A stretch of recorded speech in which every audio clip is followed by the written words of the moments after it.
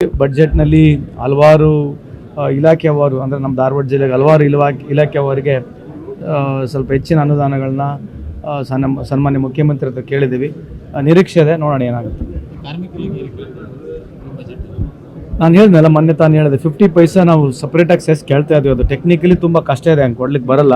ಆದರೂ ಕೂಡ ಆ ಥರ ಕೊಟ್ಟರೆ ನಮಗೆ ಅನ್ಆರ್ಗನೈಸ್ ಸೆಕ್ಟರ್ನಲ್ಲಿ ಸುಮಾರು 1 ಕೋಟಿಗೂ ಹೆಚ್ಚು ಜನ ಏನಿದ್ದಾರೆ, ಅದ್ರಾಗೆ ಭಾಳ ಜನಕ್ಕೆ ಅನುಕೂಲ ಆಗ್ತಕ್ಕಂಥ ಕೆಲಸ ಆಗುತ್ತೆ, ಪ್ರೋಗ್ರಾಮ್ ಆಗುತ್ತೆ. ಬಟ್ ಅನ್ಆರ್ಗನೈಸ್ ಸೆಕ್ಟರ್ನಲ್ಲಿ ನಾವು ಭಾಳಷ್ಟು ಹೊಸ ಕಾರ್ಯಕ್ರಮಗಳನ್ನ ಮಾಡಿದ್ದೀವಿ. ಅದಕ್ಕಿಂತ ಉತ್ತೇಜನ ಕೊಟ್ಟಂಗೆ ಆಗುತ್ತೆ, ಅದಕ್ಕೆ ಜಾಸ್ತಿ ಮಹತ್ವ ಅಥವಾ ಜಾಸ್ತಿ ದುಡ್ಡು ಕೊಟ್ಟಂಗೆ ಆಗುತ್ತೆ. ಯಾಕಂದರೆ ಇವತ್ತು ಪರಿಸ್ಥಿತಿ ಅಷ್ಟೇನು ಭಾಳ ಈಸಿ ಇಲ್ಲ. ಯಾಕಂದರೆ ಎಲ್ಲ ಇಲಾಖೆಗೆ ಎಲ್ಲ ಸರ್ಕಾರದ ಕಾರ್ಯಕ್ರಮಗಳಿಗೆ ಬಡ್ಜೆಟ್ ಒದಗಿಸ್ಬೇಕಾಗುತ್ತೆ. ಮುಖ್ಯಮಂತ್ರಿ ಹತ್ರ ಮನವಿಯನ್ನು ಮಾಡಿದ್ದೀನಿ ಅಂತ ಈ ಸಂದರ್ಭ ಕೇಳಲಿಕ್ಕೆ ಬಯಸ್ತೇನೆ. ಏನ್ರಿ ನೆಕ್ಸ್ಟ್ ಸಿಎಂ ಆಕಾಂಕ್ಷಿ ಯಾರು? ಡಿಕೆ ಗೊತ್ತಿಲ್ಲ, ಅವ್ರಿಗೆ ಕೇಳಬೇಕು. ಬೇರೆ ಡಿಕೆಶಿ ಅವರು ಭಾಗವಹಿಸಿದ್ರ ಬಗ್ಗೆ ಸೆಕ್ರೆಟರಿ ಮೋಹನ್ ಅವರು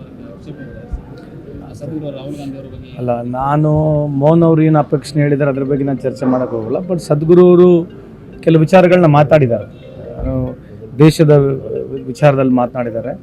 ಅದು ಶಿವರಾತ್ರಿ ಇರ್ತಕ್ಕಂಥ ಸಂದರ್ಭ ಅಲ್ವಾ, ಅದನ್ನು ಬಿಟ್ಟು ಸ್ವಲ್ಪ ಯಾಕೋ ನನಗೆ ನನ್ನ ವೈಯಕ್ತಿಕವಾಗಿ ಯಾಕೋ ಸ್ವಲ್ಪ ರಾಜಕೀಯ ಮಾತಾಡಿದ್ದಾರೆ ಅಂತ ಅನಿಸುತ್ತೆ ನನಗೆ.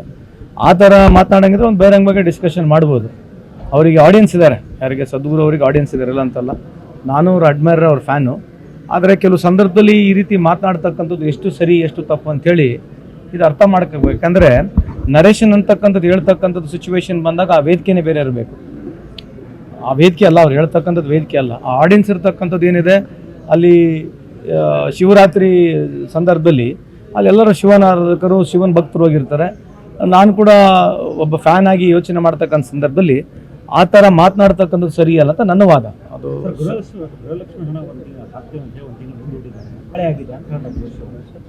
ಈಗ ಸರ್ಕಾರ ದಿವಾಳಿ ಆಗಿದೆ ಅಂತ ಜೋಶಿ ಸಾಹೇಬ್ರು ಹೇಳ್ತಾ ಇರ್ತಕ್ಕಂಥದ್ದು ಅದು ಬೇರೆ ಚರ್ಚೆ ಮಾಡೋಣ. ಸರಿ, ಕೇಂದ್ರ ಸರ್ಕಾರ ಏನಾಗಿದೆ ಅಂತ ಏನೇನು ಹೇಳ್ತಾರೆ ಅವರು. ಯಾಕಂದ್ರೆ ನಮಗೆ ಬಂದು ಅವರು ಈ ರಾಜ್ಯದವರೇ ಇದಾರಲ್ವಾ, ಜೋಶಿ ಸಾಹೇಬ್ರು ನಮ್ಮ ಜಿಲ್ಲೆಯವರೇ ಇದ್ದಾರೆ. ಪ್ರತಿ ಸಲಕ್ಕೆ ಬಂದ ತಕ್ಷಣ ರಾಜ್ಯ ಸರ್ಕಾರಕ್ಕೆ ಅಟ್ಯಾಕ್ ಮಾಡಿ ಹೋಗ್ತಾರೆ, ತೊಂದರೆ ಇಲ್ಲ. ಕೇಂದ್ರ ಸರ್ಕಾರದಿಂದ ಏನಾಗಿದೆ, ಕಳೆದ 11 ಬಡ್ಜೆಟ್ ಬಂದವು ಕೇಂದ್ರ ಸರ್ಕಾರದಿಂದ.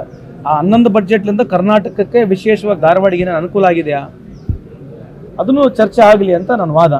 ಅವ್ರು ಹೇಳ್ತಕ್ಕಂಥದ್ದು ಏನಾದ್ರೆ 1 ತಿಂಗಳ ಲೇಟ್ ದುಡ್ಡು ಬರಲಿಲ್ಲ, 2 ತಿಂಗಳ ದುಡ್ಡು ಬರಲಿಲ್ಲ ಅಂದ ತಕ್ಷಣ ದಿವಾಳಿ ಎದ್ದೋಗಿದೆ ಅಂತ ಹೇಳ್ತಾರೆ. ಕೇಂದ್ರ ಸರ್ಕಾರದ ಏನನ್ನ ಚರ್ಚೆ ಮಾಡ್ತಾರ ಕೇಳಿ. ಕಾಂಗ್ರೆಸ್ ದಪ್ಪ ಚರ್ಮದವರು ಹೇಳಿದ್ದು ಯಾವುದು ಮಾಡಲ್ಲ ಅದು ಈಗ ಹೇಳ್ತಾನೆ. ಈಗ ನಾವು ಯಾವ್ದು ಹೇಳಿವಿ ಯಾವ್ದು ಮಾಡಿಲ್ಲ, ಅವ್ರು ಏನು ಹೇಳಿದ್ರೆ ಏನು ಮಾಡಿಲ್ಲ ಅಂತ ಚರ್ಚೆ ಮಾಡೋಣ ಕೇಳಿ ಅವರಿಗೆ. ಪ್ರಹ್ಲಾದ್ ಜೋಶಿ ಸಾಹೇಬ್ರು ಏನು ಹೇಳ್ತಿದ್ದಾರೆ, ಪ್ರಧಾನಮಂತ್ರಿಯವರು ಹೇಳಿರ್ತಕ್ಕಂಥ ಡೈಲಾಗು ಒಂದು ವಿಡಿಯೋ ರೆಕಾರ್ಡಿಂಗ್ ತೋರಿಸ್ಬಿಡೋಣ ನಾವು. ಯಾರಿಗೆ? ಜೋಶಿ ಸಾಹೇಬ್ರು.